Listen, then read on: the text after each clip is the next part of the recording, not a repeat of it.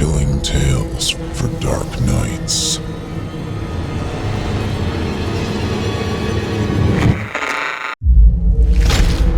Chilling tales for dark nights.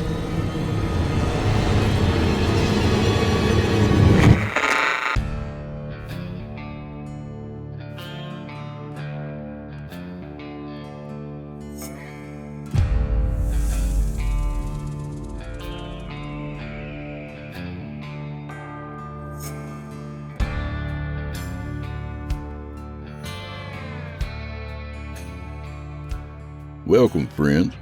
Hope y'all enjoyed the holiday without me. See, every day is Independence Day out here.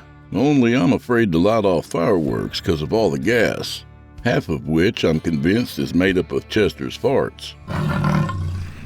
Yeah, real convenient to blame it on the swamp gas, Chester. I see the bubbles. Nice try. That's what happens when you steal all my Twinkies. Anyway, let's head inside, y'all. The air's a little fresher in there.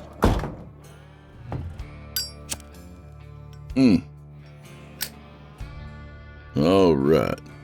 You know what else is a breath of fresh air? You guessed it, simplyscarypodcast.com. You can become a patron there and listen to thousands of scary stories, no ads or anything. Just click on the patron button and follow the instruction. And if that's not enough patronage for you, check out patreon.com/DrewBlood. Help your pals stock up on Twinkies. All right, y'all, smoke 'em if you got 'em and drink those glasses to the bottom, 'cause your old buddy Drew Blood has a tale to tell. And tonight it comes courtesy of Ceslystories. In it, we join an emergency dispatcher whose lines get crossed somewhere beyond the veil. So without further delay, from author Cesly1987, I give you Within a Gloomy Wood.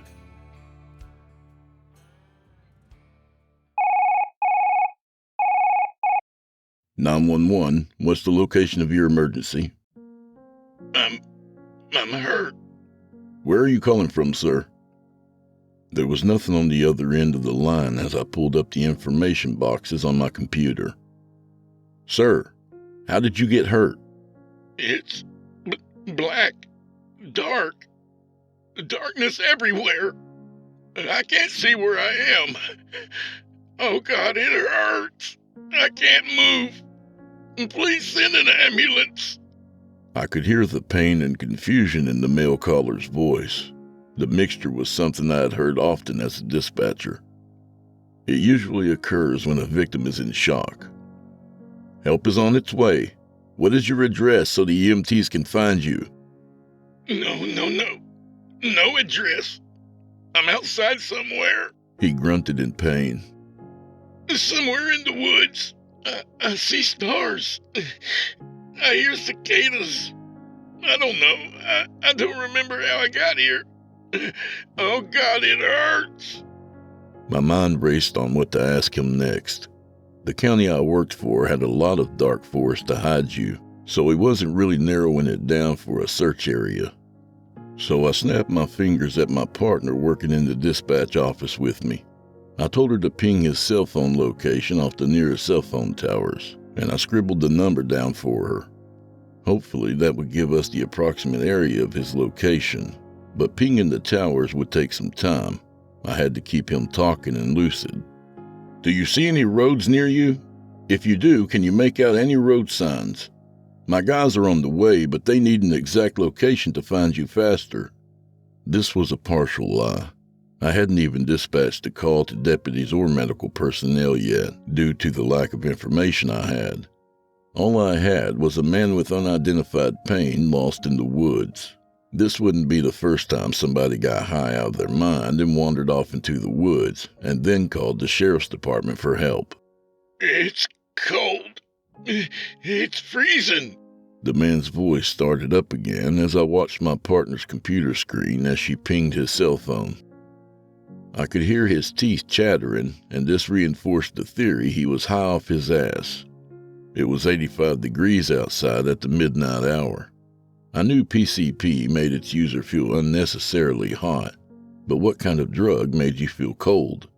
"It's pinging off the Bleakwood Tower." my partner Sherry said, pointing to her monitor. Bleakwood was the farthest north you could get in the county. It was the least populated, with rolling hills and creek beds. Also, pinging a cell phone off a tower wasn't an exact science. It only meant the caller's cell phone was 20 miles within the diameter of the tower. That would take a lot of time to search through if somebody was seriously injured.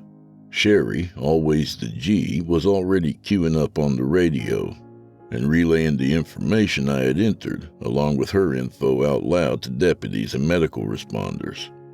Our deputies would search the area while EMTs staged up somewhere close in case this call turned out to be something bad. "Sir, what's your name?" I said. I had to keep him focused. "It hurts. Please hurry." "Yes, sir, we are. Sir, can I get your name?" He had to calm down. He was in shock. "B," he whispered, almost confused.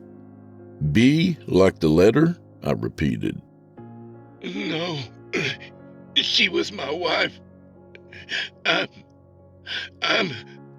I could hear him grunting the sound of friction against the receiver.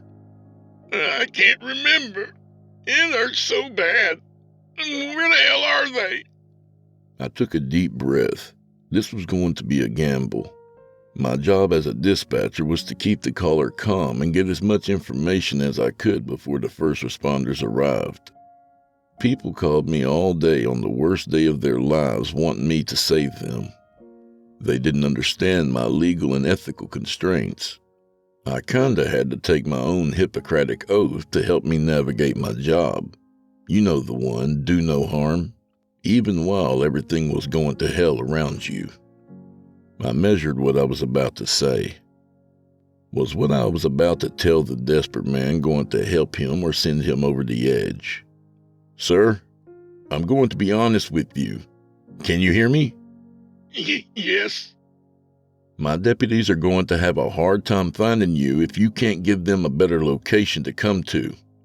If you can, and only if you can, I need you to look around and see if you can find anything to help us see or hear you."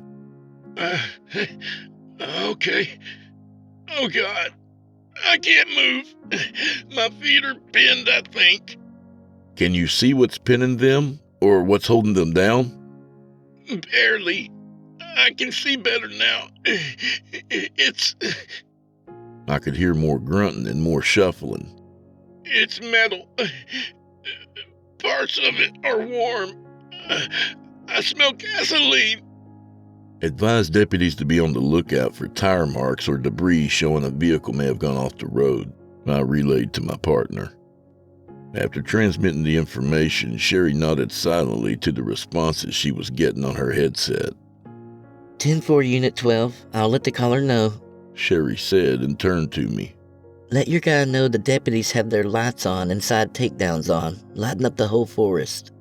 He needs to call out if he can see them come by. He won't be able to miss them if he's near the road. It was a good idea, and I was glad I had a senior deputy on my shift who had been on many rodeos already. I figured it was Davis's idea. I heard my caller begin to give a wet hacking cough for 30 seconds. Did he have internal bleeding? Time was of the essence. Screw it. I didn't care if they woke up the whole county blaring sirens up and down the roads past midnight. Tell them to activate their sirens too. If he can't see them, he sure as hell will hear them. Units 12 and 8 are still en route to the Bleakwood area, but they are running code. Approximately 10 minutes before the caller should be hearing them. Right, 10 minutes. Big county with little manpower, and my caller seemed to be laboring for breath now. I had to keep him from going into shock again.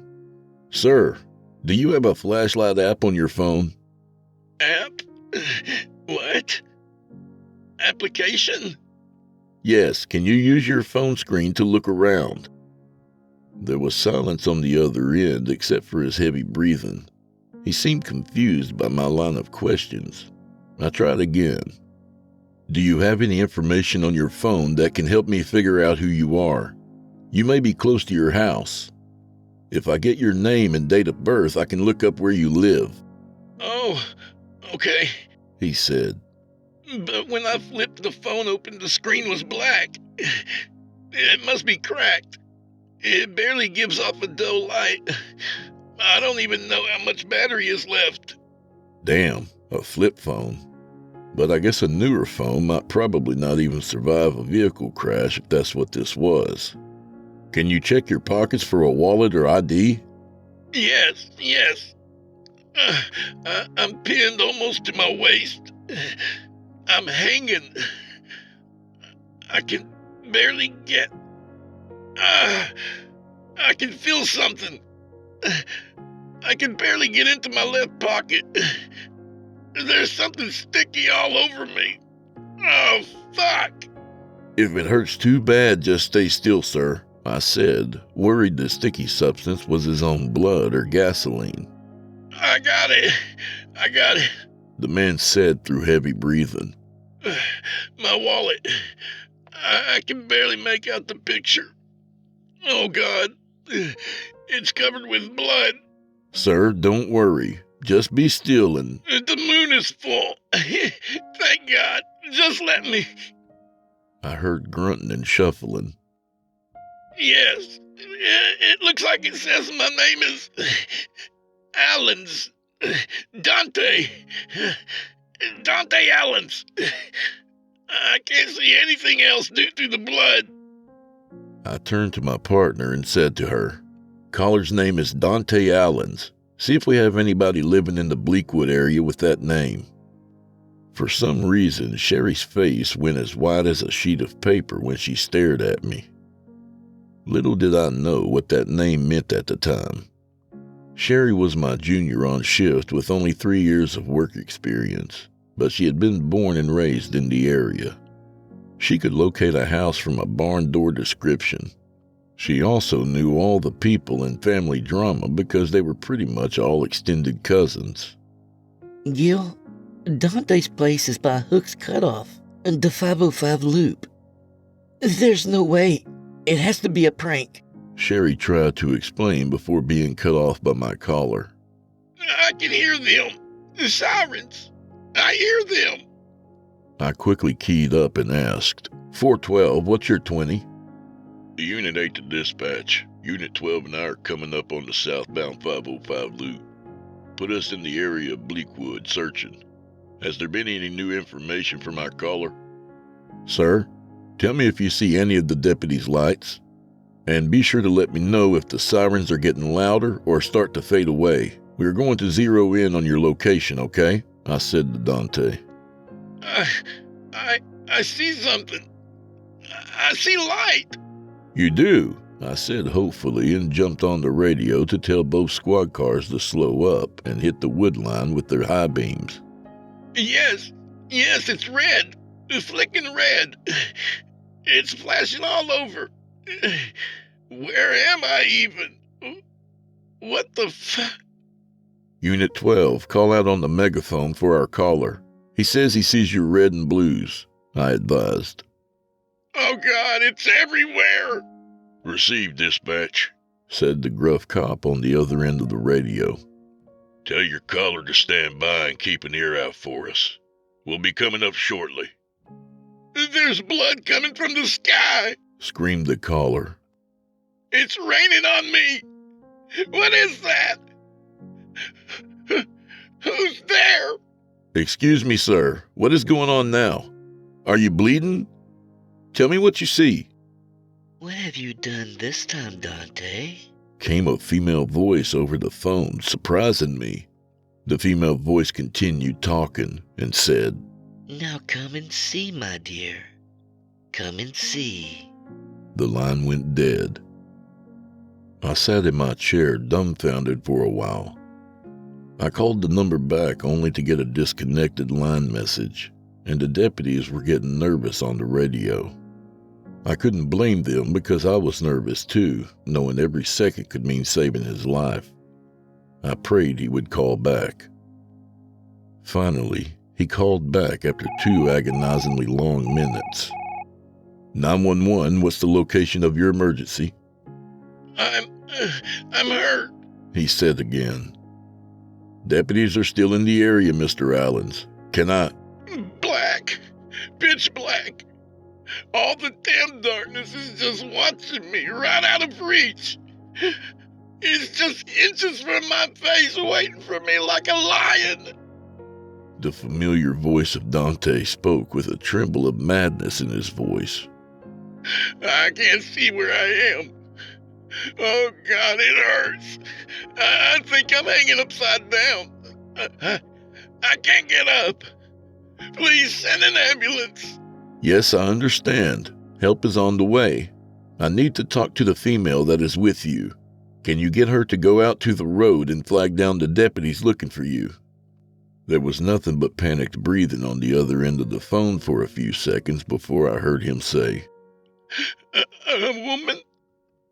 Then Dante gasped in excitement, or maybe terror. Oh, B, my love. He said with hurt in his voice. What happened to her? Where is she? He asked, although he hadn't directed the question at me or to anyone. Dante, there was a female with you the last time you called.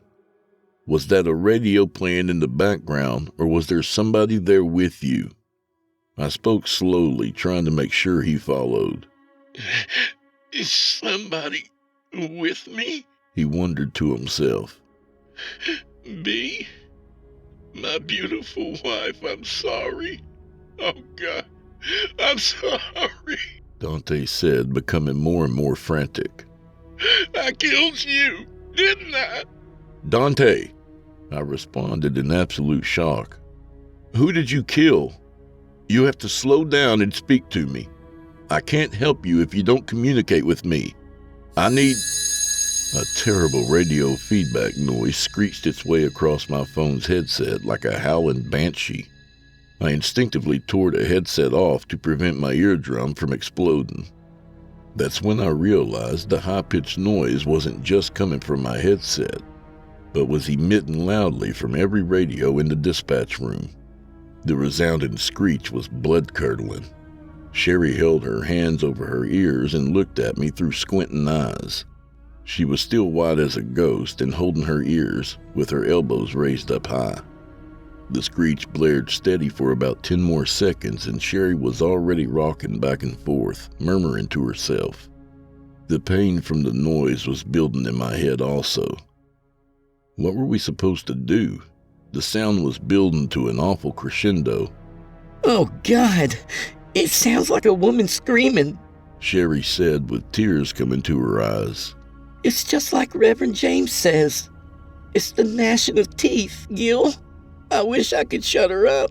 Woman, who are you talking about? I yelled at Sherry over the audible torment. Finally, the high-pitched noise stopped, and our ears were blessed with sweet reprieve. The relative silence itself was deafening in the cramped dispatch room as my ears rang in my head. What in the fresh hell are you talking about? I continued when Sherry took her hands off her ears. First, it's this mystery caller stressing the shit out of me, and now I got my shift partner going 1096. Gil? Sherry snapped. Dante and his wife died a year ago at that spot. Dante and B. Allens died at Hook's Cutoff. I paused for a moment. I couldn't believe what I was hearing from Sherry. I could tell she was telling me the truth. Well, at least her version of it. So it's a prank. It wouldn't be the first time 911 got prank called. What's the big deal? I recognize the voice, Gil. B and Dante went to the First Baptist with me for years. Once you told me his name, it all clicked. And that scream sounded just like her. I had to take a deep breath and decide the best way how to proceed. Sherry was still slightly shaken. She seemed like she was on the edge of a full-blown panic attack. I continued in my best calming voice. What screaming did you hear, Sherry? I let loose the question like the softest of softball pitches. Sherry still did not take it well regardless. Her eyes widened in astonishment. The damn woman that was just screaming to high heaven. The damn woman that almost blew out our eardrums. It was B, Dante's wife, B. Allens. Okay. I said, patting the air between us in a calm down gesture. I paused shortly, choosing my words carefully. I could see Sherry was going to erupt with emotion again. "Is that really what you heard?" I said quietly to her. Yes. Tears began streaming from her eyes. I don't get it either. I was there when they buried the two of them, and those were the voices I heard today. I swear. The phone rang out again in front of me, and I knew the caller was Dante. I put the call on speakerphone for Sherry. 911, what's the location of your emergency? I said with my practiced emotional blandness. I'm hurt, said the dreaded familiar voice, filled with the same familiar amount of pain. I looked in terror at Sherry, and her eyes widened in fear. "Dante, sir, is this you?" Who? What? Came the mumbled responses on the other end of the phone before Dante found his clarity. Oh, yeah. We talked before, right? "Yes, I still have deputies coming for you right now. Just hold tight, okay?" Okay. Just please hurry. It's just that it hurts.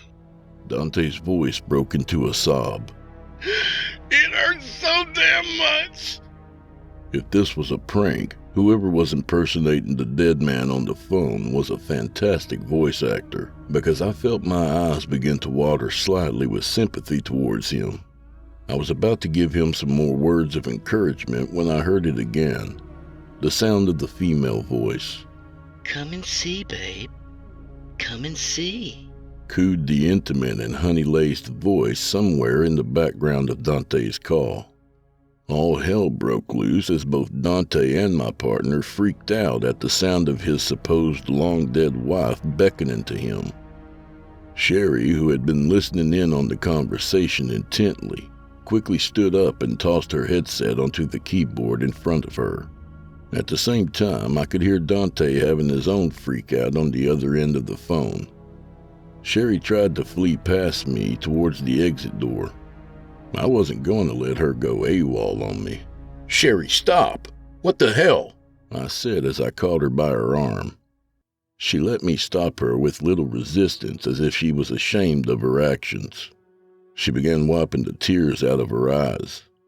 I had to make a command decision, whether to address my partner or Dante. I put Dante on hold and gave Sherry my full attention. "You can't leave me all by myself with this shitstorm, girl. I know I'm new to the department since my transfer, but you and I have been ride or die since day one." I can't. Sherry replied quickly as tears began to roll down her face freely. B and Dante were my friends. I've known B since high school. I went to their wedding as well as their funeral. "So it's a sick prank," I said. "Once the ping comes back telling us where the call is coming from, we'll get our deputies to arrest the assholes who are tying up emergency service lines." But, Sherry replied. "It sounds just like them." There was a beat of silence between me and my partner in the dispatch room. Only the sound of Dante on the other end of the phone screaming in pain as a female repeatedly called to him could be heard through the mic. "It's bullshit," I said with finality. "You believe it's really them?" I asked. "You believe Casper is calling us from the grave? Okay, where did they die then? I'll send the deputies to find them. I'll prove to you that it's just a prankster that's got in your head. Let me send our guys to the place where they died." Sherry thought for a moment. It looked like the memories hurt her. Then she looked straight at me and answered. Hooks Ridge on Highway 82, right past the sign on the road, where you take the sharp right on the bridge. Sherry stopped for a bit, sighed, and went back to plop down in her work chair, defeated. The muffled screams of Dante calling for help continued between us. Tell Deputy Davis. He'll know. He worked the scene when it happened. Sherry continued. Around this time last year, right before you came on at the department, we had a head-on collision between an SUV and a pickup truck, right at the curve on Hooks Ridge. Sherry's face became serious. Gory stuff. Family of 4 in the SUV. 2 dead on scene, and the others just children pinned within. We called Jaws of Life to pry out the dying kids. Davis had to help guide a helicopter to land on the highway, and the injured were life-flighted by chopper to the nearest hospital. And this was all for nothing because everybody on the scene died. The man in the pickup looked like he might make it, but he died 2 days later at the hospital. It was, what's the term you used? A shitstorm. I sat quietly for a bit, then asked, "What about Dante and B?" Sherry swallowed hard and made fists in her lap. We didn't know there was a third vehicle involved in the collision. Dante and his wife were traveling in their Impala, and must have been somewhere around the 2 vehicles that collided head-on with each other. Dante swerved out of the way of the 2 cars smashing into each other, and went straight off the bridge, causing them to fly through the tree line. God, it was almost perfect. Dante's vehicle barely even snapped a twig or made any discernible path of carnage as it spiraled through the air. The Impala flew almost 50 feet downhill and crashed upside down through the ceiling of an old rusted shack by the creek bed. That's horrible. Did they die on impact? Sherry gritted her teeth and started nervously tapping her foot before answering. Unfortunately, no. She continued. We didn't even discover their vehicle until 33 hours later. The only reason emergency services were alerted was the fire. The fire marshal believes Dante tried to start a small fire from where he was trapped in his car. He must have hoped the smoke would alert emergency services. He took the chance even though he was surrounded by leaking gasoline. The fire quickly raged out of control and burned him alive before rescue could show up. Sherry stopped to wipe a tear away before adding, I just hope B was already gone. That's what the coroner said, at least. What an idiot, man, she said out loud. He was desperate. He most likely was a few hours from dying himself due to exposure to the elements or bleeding out, I said to Sherry. We don't know what sort of headspace he was in. Well, I guess we can just ask him now, Sherry said as she pointed an accusatory finger at the blinking phone between us. Sherry, come on, cut the shit, I said. I listened to your story and I get that it was traumatic, but that's not Dante's damned ghost on the phone right now. Well then, let's see, Gil. I'll take you up on your offer. Send Davis off the road to the shack at the bottom of Hook's Ridge where Dante and B crashed. Let's see what we see. I thought for a while before I decided to change the plan just a bit, just to keep confirmation bias from clouding the outcome of the experiment. I dispatched the younger deputy by calling him on his personal cell phone and not putting the traffic across the open radio. Dante, a deputy is on his way right now. I need you to try to concentrate and describe to me what you see or hear, okay? Dante had long ago stopped screaming and was now only whimpering, and he only answered weakly with an okay. There were tense moments of silence as Sherry and I listened to Dante over the speakerphone. Then he spoke up. I hear someone. Okay, Dante, call out to them. I switched channels on the radio to let Deputy Gomez know to keep an ear out. Gomez acknowledged and told me he had eyes on the rusted shed. Help! Please help! Can you hear me? Dante screamed. Approaching shed, Gomez said matter-of-factly on his end of the radio. Me and Sherry looked at each other. There was no way Gomez couldn't hear Dante if he was that close to the shed. This had to be a prank. I see his light. It's coming through the cracks on the walls. He's on the other side of some sort of door, Dante said hopefully. Dante, can you... I can't get to the door. Damn it to hell, I'm pinned. I can't. Dante, don't upset your injuries any further. My deputies will come to you. Please hurry. It's getting hot. Dispatch, I'm about to make entry into the shed, Gomez advised. 10-4, Unit 8, I replied, sending a jolt of nervous adrenaline through my body. I always thought it was so strange how the body's fight-or-flight response still kicked in even though I was miles from any danger. Oh, thank God. I'm down here. Deputy, help unpin me, Dante said over the speakerphone. I sighed in relief and felt a little foolish. I let out a small laugh and me and Sherry exchanged nervous smiles. It seemed it was just a normal call with eerie similarities to the late Dante Allen's. This would make a great war story to tell the rookies one day. I was picturing it in my head. Me and Sherry could tell the new hires about the night that a ghost had a living doppelganger. Unit 8, do you need me to send EMS your way? I asked Gomez. There was a pause on the other end of the radio before Gomez came back with his answer. Negative, dispatch. The shed is empty. I think somebody is playing a game with us. Now it was my turn to pause. Anger flooded through me as Dante continued to babble on the speakerphone, still trying to make a fool out of us. Dante! I interrupted his rambling. The gig is up. No one is in the shed. You had your sick laughs. You fooled us well, but you're also breaking the law. Get off the phone and don't call 911 again unless it's a real emergency. Wait, what? What the hell are you talking about? I had to admit he was a great actor because the fear and bewilderment came through perfectly. The cop is 4 feet away from me. Short Mexican guy with a mustache. Deputy, officer. Hey, what the Dante paused. What does that name tag say? Gomez, shine your flashlight on me. I'm trapped in this car. Do you see me?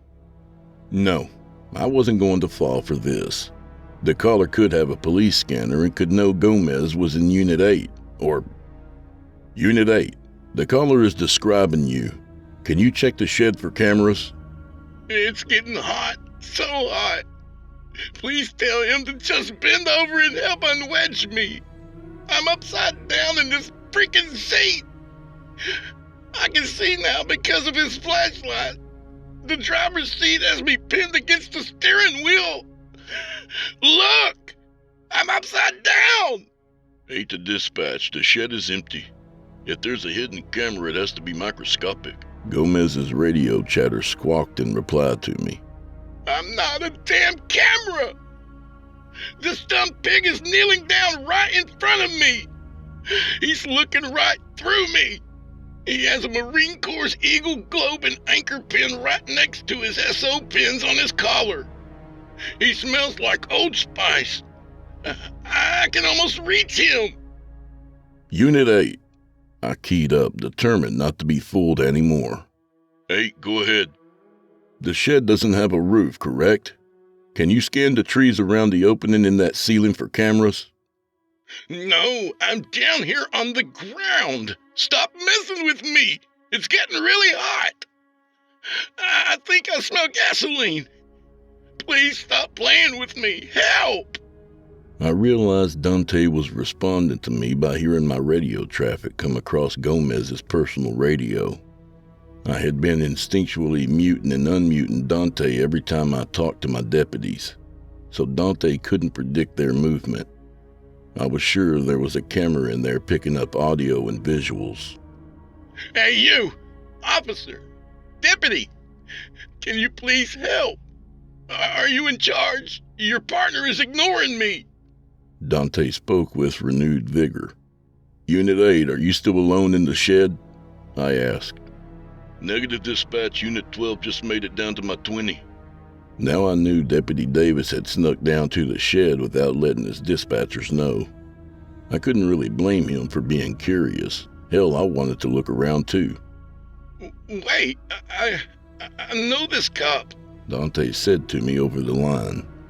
12 to dispatch, answered the deeper voice of Deputy Davis. Me and 8 are getting a strong and overwhelming smell of gasoline. The scent just flooded in out of nowhere. I'm afraid one of us tipped over a fuel canister or something while walking down here in the dark. We're going to see if we can locate the origin of the smell before we go 10-8. Oh, God, no! Where are they going? Come back! Why are they leaving? Dante began to frantically scream. I tried to ignore Dante and his amazing acting skills. He really did sound like he was frightened and in pain, but I was done with being tricked by this cruel joke. I would just let my deputies check the area and go 10-8 back to normal patrol, none the wiser of Dante's whining on the other line. I figured it was one of the friends or relatives of the poor actual deceased Dante and B. Allen. This prank caller probably felt like they were punishing the sheriff's department for not saving the real Dante and his wife on that terrible night. It's starting to burn, Gil. Please tell them to turn around. Dante screamed. It burns! It burns! I can see flames, Gil. Help! Sherry began to sob quietly into her hands, and hearing her only made me angrier. How dare this prank caller put my partner through such emotional turmoil? I couldn't wait for the deputies to get done with their search so I could hang up on the asshole. Ah, shit, this is on fire! Ah, the vehicle is on fire! Dante's words turned into incomprehensible screams of agony. I was about to lower the volume on the speaker between me and the Sherry, but froze when I heard the all-too-familiar voice. Come and see. A female voice soothed through the short pauses in Dante's screams. You heard that? Sherry said. She had snuck up to lean over my shoulder and made me jump a bit in surprise. She still sounds just like B. How is that possible? Yeah, I replied with an exasperated sigh. It's just another prank caller, Sherry. You gotta hand it to them. They did their homework. Don't come closer! Ah! Dante continued his horrid screams. She's right out of reach of the fire! No! It will burn you too! Stay back! Oh, fuck! Unit 8, Unit 12. Sherry almost yelled into her headset as she keyed into my radio traffic. Go ahead, Sherry. Davis answered nonchalantly. Yes, She looked at me guilty. I just held out my palm in a "it's all yours" gesture. We're receiving calls of a fire coming from inside the shed you and Gomez just left. So please, 1019 to check if it's all code for. That's a big 10-4, Davis said with barely hidden exasperation. Come and see. Come and see, my love. B, I can't come with you. Dante spoke between his screams of burning pain. I remember now. I know what you want me to see. I didn't mean to hurt you and those people. Please, God, forgive me. Come and see. The woman's voice continued soothingly. The fire. Oh, the fire, it's all around me. I'm already in hell, B. Tell them that. Dante said one last time before letting out the most gut-wrenching sob I'd ever heard. 12 to dispatch. The smell of gasoline is still very strong in this area, but we were still UTL on any gasoline cans or flame hazards. Once we clear the shed, you can put me and Unit 8 back 10-8 on patrol. Unit 8 to dispatch. Do I have any calls holding? Holy shit! Gomez screamed into his radio. Everything hit the fan at once. Being a good dispatcher is like having to complete puzzles with just 2 or 3 pieces while the rest are missing. So I got used to taking just nuggets of information and trying to deduce, like Sherlock, what the hell was going on. Far as I figured, Gomez had re-entered the shed first while talking on his radio. Gomez saw, which he later denied, a flipped-over Impala, surrounded by flames, and a frail, bald woman standing outside of it. Dante stopped talking to the woman and immediately jumped on the fact that the deputies could see him now. Officer, please help. Get her away from the flames. Get her away! Dante screamed, his voice beaconing over the phone. The next voice I heard was the usually unshakable Deputy Davis, trying not to sound terrified. Oh, God. Dispatch. I need fire and EMS to my location. Oh, God! I could hear Deputy Gomez and Dante yelling in the background of David's radio. I couldn't believe Dante was there. He was physically there in that shed. It wasn't a camera or a prank call. I could hear him and my deputies yelling back and forth with each other. Then silence. Dante's call went dead, and Sherry and I were left for 30 seconds of dead air. Those 30 seconds felt like an eternity as we sat frozen in our chairs. Unit 12, Unit 8, status check? Sherry finally asked, breaking the quiet. 12, 8, status check. Another 30 seconds of silence, and I was calling everyone, all the way up to the National Guard for backup. But finally, Davis replied to us. You can 22 my last traffic, but we don't need anybody out here. Davis said meekly. There was another span of silence, and me and Sherry just looked at each other dumbfounded. We both heard Deputy Gomez speaking frantically in the background of Davis's radio traffic. Something had happened or had just happened in the shed, and they weren't telling us. Unit 8, is everything code 4? Sherry asked nervously. More silence assaulted us. Then Deputy Gomez finally replied in a stilted voice. Yes, code 4. You can cancel fire and EMS. I was mistaken. We heard Davis speaking to Gomez in the background. Listen, Jim, you're not crazy. Gomez keyed up with, You can put both units back in 10-8 immediately. 10-4, both units back in service. Sherry replied with a quizzical look on her face. That was the last transmission we heard about our ghosts for the last 3 hours of the shift. The two deputies left the Bleakwood area and returned back to regular patrol. Sherry and I had sucked it up and went back to acting like everything was normal as citizens around the county continued to call 911 for loud music. The elderly requested ambulances, and deputies called out license plates on traffic stops. We just hoped one of the deputies would come by and talk to us after the shift. Finally, at the end of the shift, I found myself outside where deputies and dispatchers like to smoke and shoot the breeze between shifts. Sherry was puffing on her cig like a chimney, and I was tapping my foot nervously.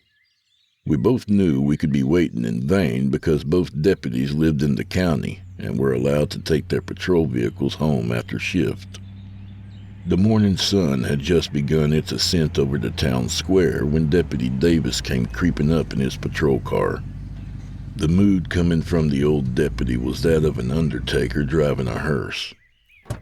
He popped out of his driver's seat and gave us both grim eye contact, before gently closing his door and taking calm and measured steps to walk up to us.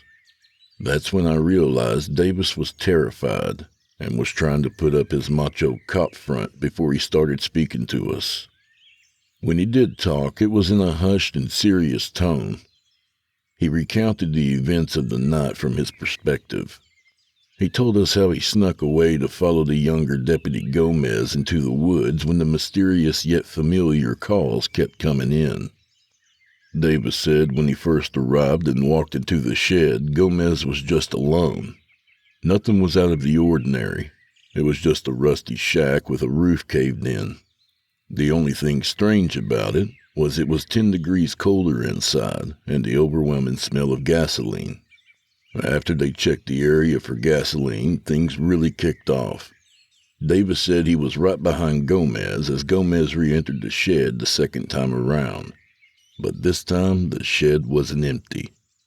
Davis corroborated on what Gomez originally said he saw, saying he observed a flipped-over vehicle surrounded by flames. Davis didn't see the woman, but he heard her speaking. He told us how surreal it felt, that he was hit with a wave of cold as the flames illuminated the night. The juxtapositions of cold air and roaring flames scrambled his brain for a moment. Deputy Gomez told Davis he jumped forward into the shed to pull the woman away from the flames. Gomez also said he heard a male voice urging him for help. Before Gomez could lay a finger on the frail, bald woman, in a wink they were all gone. All disappeared into the night air. The cold flames, the voices, the woman, all out of existence like a switch was flipped. Deputy Gomez stood there reaching for nothing, and Davis could only blink the sunspots out of his eyes as the darkness of the night shrouded them once again. Davis said he had to calm Gomez down from having a panic attack on the spot. They got the hell away from the place as quickly as possible. But Davis wanted to make it known that it wasn't a prank. Dante and B. Allens were still out there in those woods. That was the start of my strange back-and-forth communication with Dante on most full moons. We had a small department, and word of the night spread like wildfire. Dante's ghost calls would come in periodically, and nobody in dispatch was willing to talk to him besides me. The calls were frequent enough and disconcerting enough to make Sherry quit. I didn't really blame her, and it had every dispatcher using sick leave during the night shift on full moons. Word on the street was Gomez was trying to get hired on at a neighboring county for less pay just to avoid the ghost stuff. Bottom line was, it was hurting the sheriff's bottom line. Regardless if he believed in ghosts or not, he had to address the situation that had swept through his department. The sheriff realized I had a rapport with the mysterious caller, and I was calm enough to not throw holy water all in the dispatch room. So the sheriff officially put me on special assignment. I could even get called up on my days off. They just said I had advanced crisis intervention training and was talking to a suicidal caller. I couldn't complain because it came with a pay bump. During one of Dante's episodes, he would call 911 repeatedly and go through the same scenario over and over like a script he would follow. He would be confused, then slowly start to realize where he was, and then fire would start. He would burn, and then he would go back to quiet for a few days. Dante never deviated from this script, no matter how hard I tried to steer it otherwise. Maybe he was like a record on a loop. Maybe there was a repeating bubble in time, scarred in pain and guilt out there in the woods. It seemed like a purgatory prison personally made for him. I wanted to help him out. I wanted to help him through his demons. The only way out is through was my mantra to him. It seemed lately he would snap out of his confusion and remember everything fully and break his curse. It took months of me working with him, but he was beginning to recall more and break his cycle of forgetting almost everything every time the cycle repeated. He started to remember our past conversations, and I was beginning to find the deeper truth behind the mystery on why Dante had stuck himself in his own private hell. Dante knew he was dead and refused to move on. He told me that once in a phone call. He probably forgot he admitted it to me. He said he knows he is dead, and all his pain comes from not crossing over, but he is terrified of the things that wait for him in the dark. Then there was the terrible thunderstorm that had come in on the night Dante told me the reason he believed he deserves hell. He told me why he deserved eternal damnation. I had known Dante for a while at this moment now. It was a year and a month past the first time I had ever picked up the phone and ever talked to him on that first fateful night. Maybe the sheriff saw me as some sort of babysitter to Dante's strangeness, but I saw myself as some sort of a guide. Maybe I could lead him out of this torment. It was my day off, and my work flip phone buzzed incessantly on my nightstand beside me as I lay in bed. I was still awake, so I snatched it quickly. I already expected to get a call about Dante during the night anyways. Sometimes I could just feel when he was going to act up. "Hey, Gil, did I wake you?" asked the male dispatcher that was currently on shift. He sounded shaken. "No, I was up. Let me guess, is it our frequent flyer? I said, trying to inject some levity into the situation. Yeah, he's in a mood tonight. That's every night with him, Mitch. No, you can feel something is wrong, Mitch said on the other end of the line. Before I could question Mitch any further, he went ahead and transferred me over to the line Dante was holding on. Immediately, I felt a throbbing ache in my bones and the temperature plummeted drastically in my small bedroom. I swallowed and my ears popped like the air pressure had changed in an airplane. These sort of manifestations had never happened before. Gil, I remember, Dante informed me. I know why I'm going to hell. Please help. Dante, my friend, I said with a sigh and wrapped my bed covers tighter around me. We've talked about this many times. You're not going to hell. Everything I've heard people say about you is that you're an honest, church-going, and faithful husband. No. Listen for once, he said with growing panic, common for conversations with him. Stop trying to do the cop thing by trying to lie to me to get me to calm down. I need you to just shut up and listen to me this time, just as a friend. I quieted, and Dante did for a moment as well. The beats of silence went on long enough for me to think that he had been disconnected, before he finally spoke up with a somber, low voice. You know, she had cancer, right? He said with grim finality. Yes, it was breast cancer, I believe you said. She had undergone multiple rounds of chemo treatments. You've piecemealed most of this information just recently to me. Just like how you tell me the same thing over and over all the other times you've called me. Do you remember, Dante? I know what I had just said to Dante was risky. Usually every time he called 911, he didn't remember anything but only tiny fragments of our past conversations. If I let him know he was on a loop, he would sometimes take the information well and help me dig up more answers for him. Or Dante could react the opposite to having an info dump on him and react with an existential crisis on me. This would usually leave him a sobbing mess for the rest of the night until he hung up or the ghost flames engulfed him. I had the faith Dante really wanted to tell me something tonight, and my gamble would pay off. Oh yeah, I forget, Dante said placidly. But yeah, she was in remission though. The doc said she still wasn't out of the woods just yet. The cancer had come back before. We tried so hard to save her life. And I went and killed her. Dante, don't say that. It was an accident. Gil, what did I say about that bullshit? Just let me talk. Dante retorted with an anger I had never heard him use towards me. No. Dante continued in a calmer voice after there was a moment of silence between us. No, I remember everything. Truth is, I've always known. I pushed it away. But the more I accept the truth, the clearer the memories become. How have you always known? Half the time you don't remember your name or how you got out in the woods until I walk you to the answers. It's like this. The knowledge has always been there, like a splinter itching in my head, begging me to scratch it. When I finally did, all these memories came flooding back. I realized I could see my breath plume out in front of my face as the temperature dropped even lower in my room. Somehow his grief was affecting the physical world.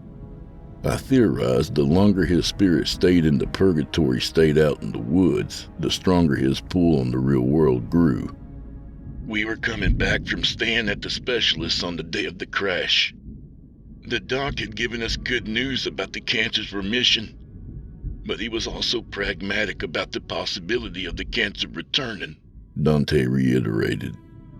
The doc wanted B to try to strengthen her body as much as she could since the chemo and sickness had left her in such a weakened state. My God, she was so frail, Dante remarked. I listened dutifully, surprised at the lucidity and recollection Dante was displaying. All these months of working with him seemed like they were paying off. I was finally leading him to answers he needed to pass on to the afterlife. Oh, Lord.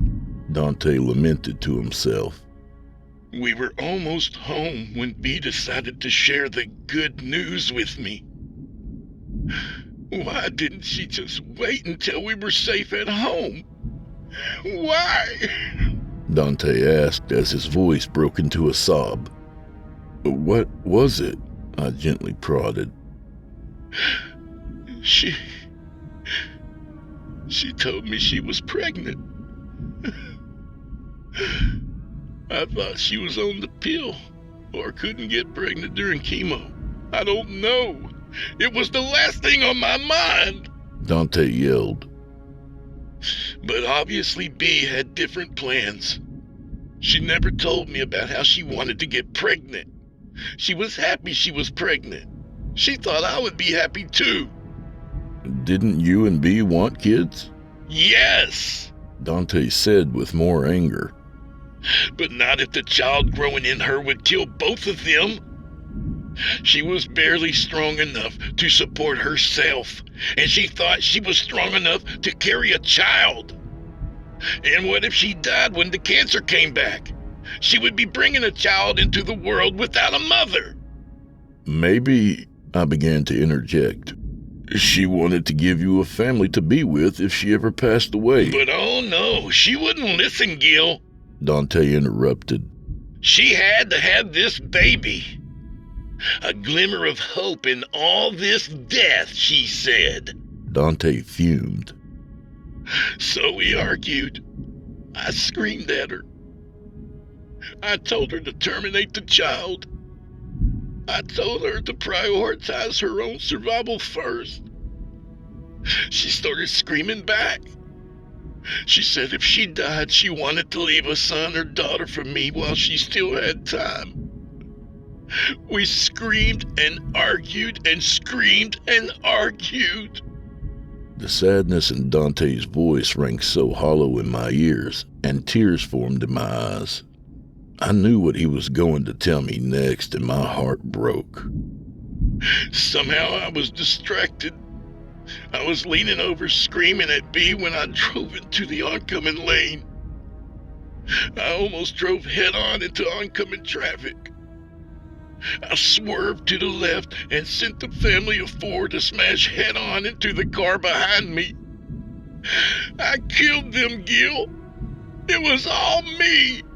Holy shit, I shouldn't have said. Yes, you're right, Dante confirmed. but it's not the worst of my sins.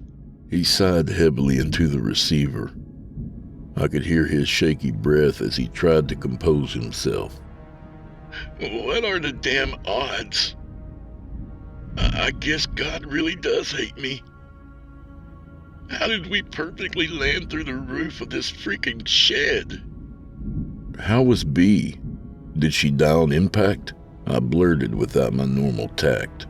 I didn't care, though, because Dante had me hanging on his every word. She was alive. Dante answered grimly. But she wasn't there. We were both upside down and pinned in a metal coffin in the pitch dark. I was hurting with either mine or Bee's sticky blood covering me. I could hear Bee talking to herself. It was nonsense talk. She just kept murmuring and whimpering and laughing like she was in her own world. I couldn't see her, but I could reach out to her. She was broken and bloody. All I could do was comfort her and talk to her. I'm so sorry, Dante, I offered. She stayed that way for hours.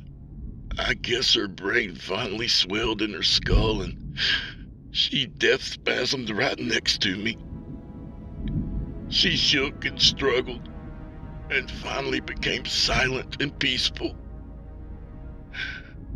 I killed my wife an unborn child. Hell is waiting for me, because all the people I killed died because of my selfishness and negligence. I had no idea what to say to him in the following moments. The worst was I didn't completely disagree with his self-accusations. I could physically feel his pain and guilt bleeding through the phone. Finally, something hit me. I knew what to say. You said peaceful, right? She was finally at peace when she died? Yes. So what? He replied. I've heard her call to you. She's at peace now. You said it, and now she calls to you. You have to join her. Dante let out a wry laugh before addressing me. I wasn't a Bible scholar. That was more B. She was the preacher's daughter. I just started going to church again because of her. I didn't know the good book front to back like she did, but I knew the important ones, and sure as hell knew my Johnny Cash. And the thing is, B knew the verses I would remember. Now I was even more dumbfounded. What did an old folk singer have to do with all this? All of a sudden, Dante's thoughts didn't just come from the phone, but formed directly in my head. They were fragments, but the message was clear. Come and see. Come and see. Behold a white horse, and hell followed with him. Hell awaits you, Dante. Hell is for murderers. I saw the mental picture of a frail, bald woman surrounded by fire. She was giving a warning to her husband about the fate that was waiting for him. But was it worse than the inferno he had to endure every cycle he called 911 for help? Suddenly, my cold room began to heat up like a furnace, and I heard Dante let out a painful yelp in surprise on the other line. Smoke began to sizzle off my phone into my ear and face. Dante was screaming now, and I was screaming along with him. I quickly hung up the phone and tossed it across the room like a diseased rat. I was left in the dark quiet of my bedroom as the temperature went back to normal immediately. I knew somewhere Dante would have to deal with his inferno alone tonight. Is this the place? I asked Gomez as he put his patrol car into park at the side of the road. Yeah, just walk off the road right between the start of that little bridge and the Hooks cutoff sign, Gomez said nervously as he pointed out into the darkness of the forest. It's an immediate steep drop-off that runs off to the river and the old shack. Gomez looked over at me in the passenger side and handed me a hefty metal mag light. I tested its brightness and almost blinded both of us with the onslaught of lumens in our eyes. I yelped and turned it off. Gil, are you sure you want to do this? Gomez asked earnestly, while he blinked away the spots in his vision from the blinding flashlight. Well, what if you get hurt down there?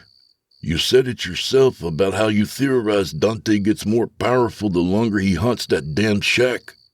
You know he's been out here for so long. The flames could hurt you now. He could hurt you. And I'm on duty right now, so... Gomez, I said, stopping the older deputy in his train of thought. I know you don't want to go down there with me. I know there's nothing anyone could do that could get you back into that shack. I never expected you to accompany me. This is just between me and Dante. And there's no way Dante would intentionally harm me, I added. Gomez looked relieved by my words and physically relaxed his shoulders and released his death grip on the steering wheel. He held the expression of a man spared his execution right in the nick of time. I'll wait here on the road as long as I can, Gomez said once color returned to his face. If I get a priority call, I'll be back as soon as possible, or I'll send one of the rookies to come pick you up if I'm taking too long with that one. I knew Gomez wouldn't leave me out here. He was scared shitless of whatever was in that shack in the woods, but he was as solid as they come. He had proved himself a stand-up guy during his long career in law enforcement. He was scared of no man, but had no time for ghosts and the supernatural. I gave Gomez a knowing pat on his shoulder before I opened my door to step out into the night. I walked towards the spot he had indicated between the sign and the beginning of the bridge's railing. I felt butterflies in my stomach as I made it to the edge of the road and looked out into the pitch blackness of the woods where the ground seemed to drop away into nothing. I remember having the same butterflies in my stomach the night Dante had first called the SO, and now that I was physically here, I felt silly for being scared back then. Gomez's flashlight illuminated the forest with brilliant white light as I slowly made my way down the steep incline. I could see the roofless metal shed next to the reflective creek.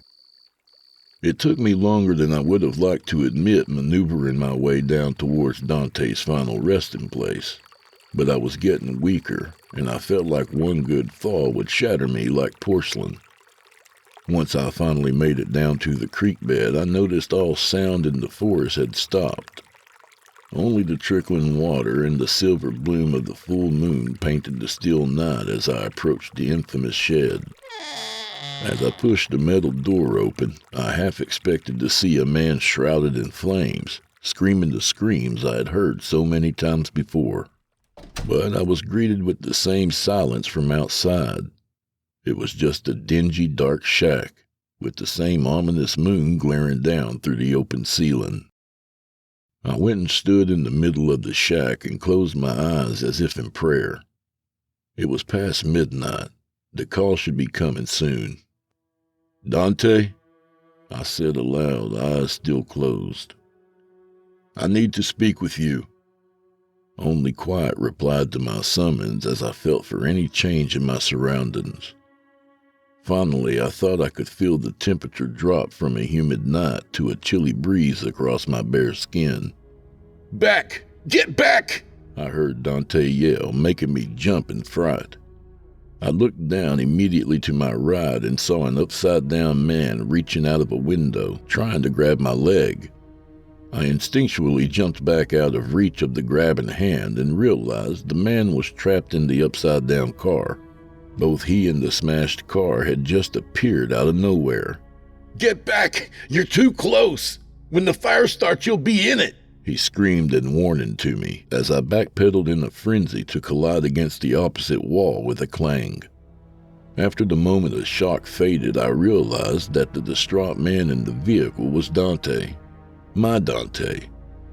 He was pale-skinned with loose black hair dangling everywhere as he struggled in his pinned position. His eyes were wild, but he was more handsome than I had pictured in my mind. "Dante," I called out to him calmly. "You can't be here! The fire will burn you! It's gotten stronger! You have to call 911, ask for Gil! He knows what's gonna happen! Dante, it's me! I am Gil! I'm here to see you! I came to see you in person!" Dante just stopped and hung there for a moment, awkwardly jammed against his steering wheel while inverted. His face went from shock to a thin smile. "You finally came to see me in the flesh? Well, figurative?" At this moment, I ran to him and dropped on my knees to move closer to eye level with him. His smile widened, and so did mine. I was finally meeting the friend I had been talking to for so many years. I instinctively reached out to help him. His eyes bulged in surprise, and I jerked my outstretched hands back with a gasp of pain. My two arms had instantly gone from room temperature to a sharp freeze. I looked at the tips of my fingers. They were numb and throbbing red. They already began to swell. Was it cold or burning that I felt coming from them? "I don't think the living and the dead were meant to touch," Dante said sympathetically. "I guess I have to be honest with you and tell you the truth." He gave a timid smile, trying to lighten the mood. I was still processing the fact that my hand was inflamed and I was talking to a ghost trapped upside down in a wrecked car feet in front of me. But I guess this was just his reality. It seems news of our little talks has gotten around, Dante said almost sheepishly. Well, it's been literal years, and the sheriff's department has had so many employees come and go, I replied. Plus, rumors spread like wildfire in this county, no matter how well we tried to keep it need to know. Well, a paranormal investigator would come out here, he continued. She said it was for an internet thing. Oh, Dante? Is that why you got so quiet on me for a couple of full moons? I laughed. Actually, yes, he said with a bigger smile. I couldn't appear to her at first. It took practice. I had to focus. But I should never have done it. I should never have drugged her into my hell. A sense of dread hit me. Maybe Deputy Gomez was right. Maybe this was a mistake to come down here. But I quickly squashed those thoughts and pushed through. I was here for a reason, and I was going to stay true to my purpose. Tell me what happened. Her name was Kyler. At first I wouldn't appear, but she was stubborn and would sit here all night and ask questions into the air with the recorder between her legs. Or she would light candles and draw symbols to summon me like I was a demon or something. She even pulled out a Ouija board like she was at some high school sleepover. I was so dumb to talk to her. She was just a young college kid and I was being a selfish loser. I just waited patiently. This wasn't exactly the answer to my question. It was just more of Dante's typical self-loathing that I had become used to. He would get to the point eventually. But I finally did break down and begin to show myself to her. I learned how to manifest myself. Yes, it used to be random, but now I have better control, especially on full moons, just like tonight. I learned I could fully manifest and maintain myself on this physical plane of reality. I only did it once with her and she almost died, so you have to go before it's too late. No, Dante, not before I tell you something, I said. Gil, we can talk about it later. If you stay here, the cycle will happen and the fire will consume me. The fire engulfed Kyler like she was tinderwood. The poor girl ran and collapsed outside, still aflame. Her friend put her out and ran her to the hospital. If Kyler didn't have a friend too scared and waiting outside, the poor girl would have burned to death just like me in these damned woods. Just another victim of my hubris. Dante began to yell. I care for you too. Dante! I interrupted. Dante quieted, hanging silently in his seat. You must let me speak my piece then, because this will be the last time we will ever talk. Gil, what do you mean? It's been years, Dante, and I'm getting older. I wasn't a spring chicken when you first called me. I was going to a smaller department to round out my retirement. Dante looked at me in complete bewilderment. I could see in his eyes he never considered my side of our relationship before. Hell, Dante, I retired from the SO years ago. I've kept in touch because of my love and friendship for you. Gil, I'm so sorry, Dante finally said, snapping out of his shock. I haven't paid you any attention. I mean, I'm stuck. I'm dead. I just see myself. I just saw this moment, that night. I've neglected you. I don't want to chase you away, Dante pleaded. Don't leave me. No, my friend, it's not like that, I said, holding up a hand to stop his begging. I scooched closer to him on my knees and looked him in the eyes. I reached up slowly and removed the scarf from my head. It took Dante a moment to recognize the significance of the moment. This was the first time he had seen me, but I could see that it clicked on why I put so much grim attention on my bald head. It's that damned cancer. Oh, God, Gil. You got it too. he said with shock. How long? Why, what do you need to do about it? I've been such a fool. I've never asked you about your health. Dante, it's fine, I said. I have a plan. It's in remission right now. Since I'm widowed, I'll be moving closer to my son and daughter a couple of states away. They both have a place set up for me, and the treatment facilities up there are top-notch. We don't know how all this works, I said, motioning around to the shed and the ghostly wrecked car. But I remember when I went on vacation out of county, dispatch couldn't transfer your call to my phone. Somehow your presence has a local calls-only range on it. I don't think we'll be able to have our full moon chats anymore. I saw the despair wash over Dante's face as he realized what was happening.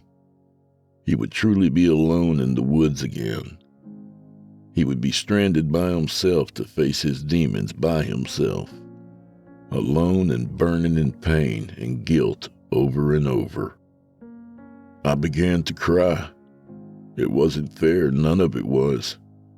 The cancer in my body, the wreck that took Dante and Bee's life, all of this. I had to make it right. I couldn't live in a world that allowed things to be so broken. I won't abandon you, I said as tears blurred my vision of him. If the sickness takes me, I'll find my way back to you. Even if I live a full life, I'll find my way here, to this shack. We will face the darkness together. I'll sit with you for as long as you need me to. I'll sit until you're ready to cross over. The fire doesn't scare me, okay? Even with my vision dulled due to my tears, I saw Dante's expression change. I didn't understand his response. I had just shared my heart with him, and I truly meant what I said. But Dante looked furious with me. What did you just say to me? He demanded as he struggled fruitlessly with the seatbelt that held him suspended and inverted in the driver's seat. Tell me again what the hell you just said, just so I'm clear. I said, I started nervously, I wouldn't abandon you in these woods. Once my time is up, I will find you. I would find a way to make it here instead of moving on to whatever afterlife awaits me, and you would sit with me. Dante interrupted with a tone almost like an accusation. Yes, I stuttered. I don't see how this... You would burn with me, Dante stated more than asked. Yes, for as long as you need it, I snapped back. I won't leave you out here alone, Dante. I'll sit and weather the storm with you until you're ready to move on. What is your problem? Dante closed his eyes and took a couple of deep breaths. I didn't understand how I could have insulted him. What I said was honest from my heart and meant a lot to me. Enough is enough, Dante said quietly with his eyes still closed. The only way out is through, right? That's your favorite thing to say to me.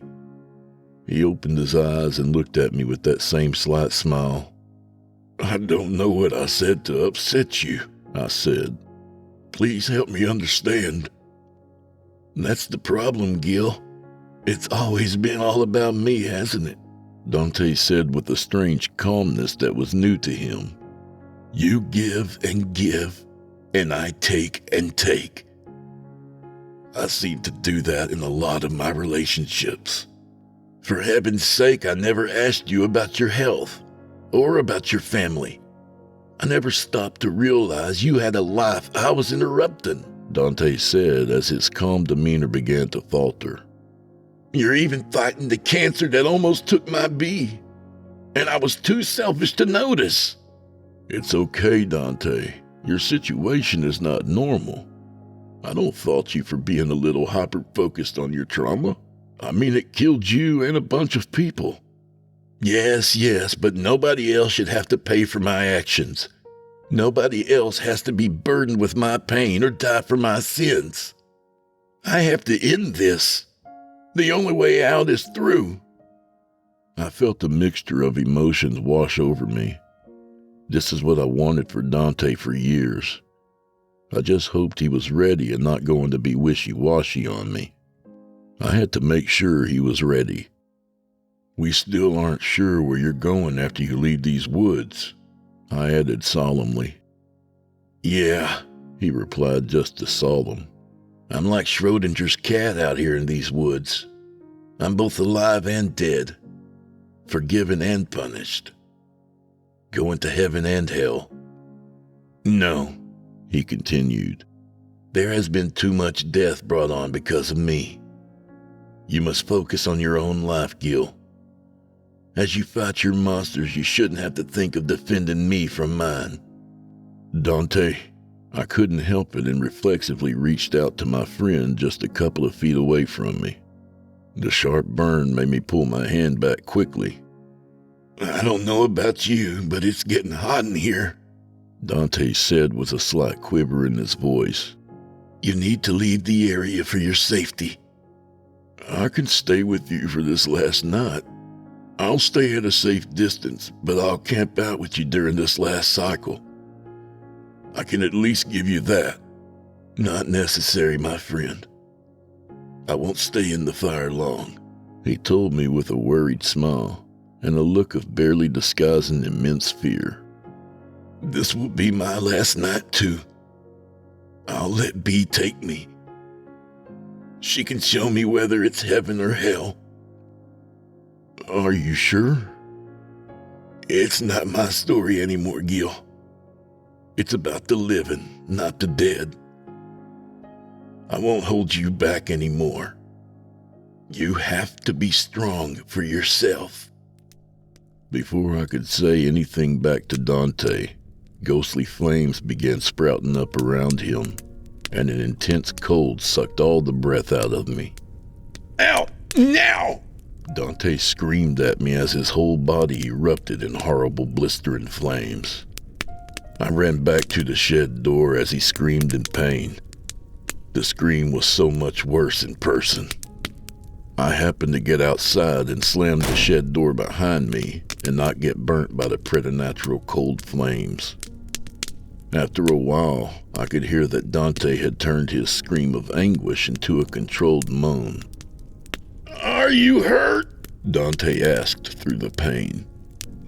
No, I'm fine. It just scared me is all, I said. I put my ear up to the icy shed door to hear Dante on the other side. I sickened myself as I imagined him talking to me while the spectral flames scoured through his hanging body. Just stay for me for now. Please. He almost begged me through his pain. It seemed like a pain that made forming a coherent thought almost impossible. Last time. I swear. Yes, of course, I yelled back through the door. His screaming went on, and I kept telling him I wasn't leaving him. Finally, after a couple of minutes of Dante burning, I heard what we were waiting for. Come and see, babe.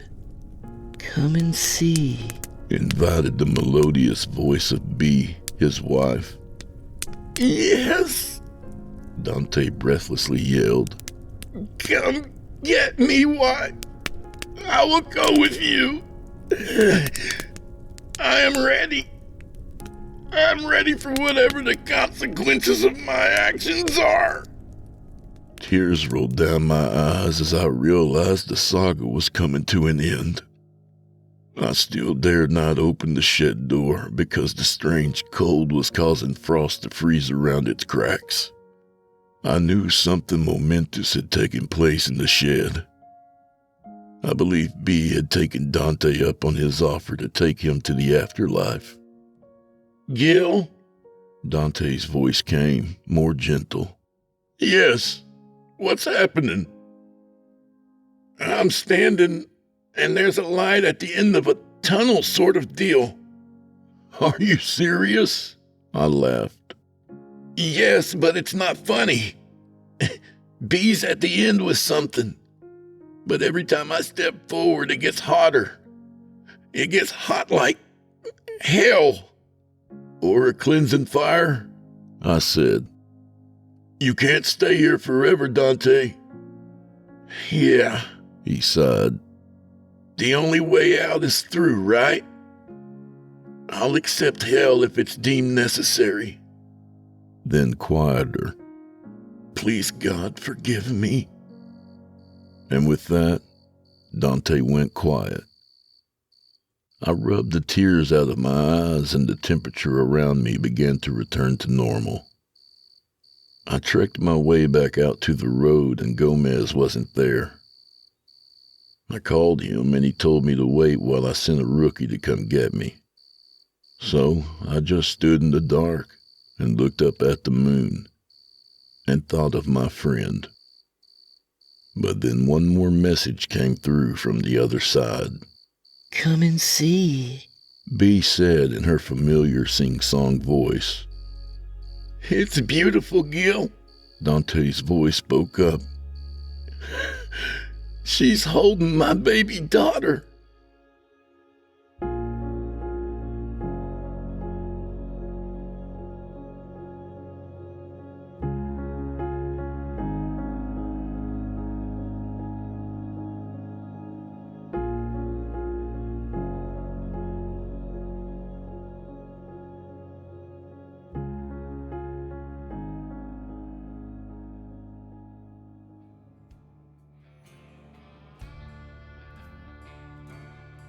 That was Within a Gloomy Wood by author Cesly1987. A little about the author. Cesly1987 has a background in law enforcement, corrections, and security. This story draws from an actual experience he had on the job. At this point in his life, however, he'd rather write about crazy incidents than experience them firsthand. He names all his cats after anime characters and is a fan of Stephen King, Warhammer 40K, Silent Hill, and Max Payne. Hey, thanks, Cecily. And do old Drew Blood a favor, would you? Subscribe to his podcast wherever you do your listening and leave him a 5-star review and a kind word, even if you're listening on YouTube. He needs soldiers on all fronts to win this battle, and he appreciates it. To hear a premium ad-free edition of tonight's and all the other episodes, visit simplyscarypodcast.com today and click Patrons in the upper menu. You'll find yourself at chillingtalesfordarknights.com, where you can become a patron for as little as $5 per month and get access to their entire audio archive, all ad-free and available to download or stream. Thank you for your time and for supporting our sponsors. When you support our sponsors, you support this show. If you happen to use Facebook, Twitter, Instagram, or YouTube, you can follow and subscribe to Chillin' Tales for Dark Nights there, where you'll get all the latest updates and new releases, and have the chance to interact with them each and every week. Oh, and you can find Drew Blood on Facebook and Instagram, and sometimes Twitter. The Drew Blood's Dark Tales podcast is accepting submissions, friend. If you've got a story or two you'd like to be featured on the show, send it to drewbloodhorror@gmail.com. If selected, you'll get the full treatment, 10 bananas.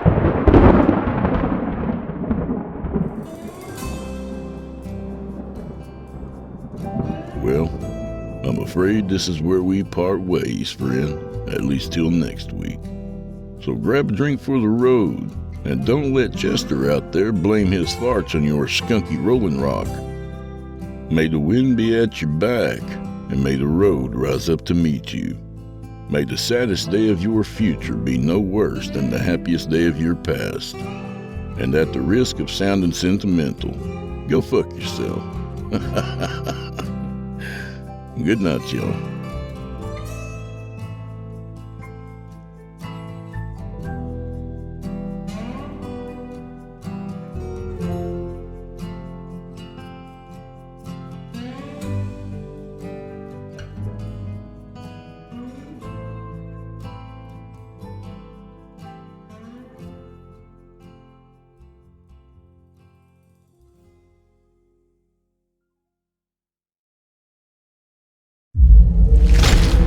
Chilling Tales for Dark Nights.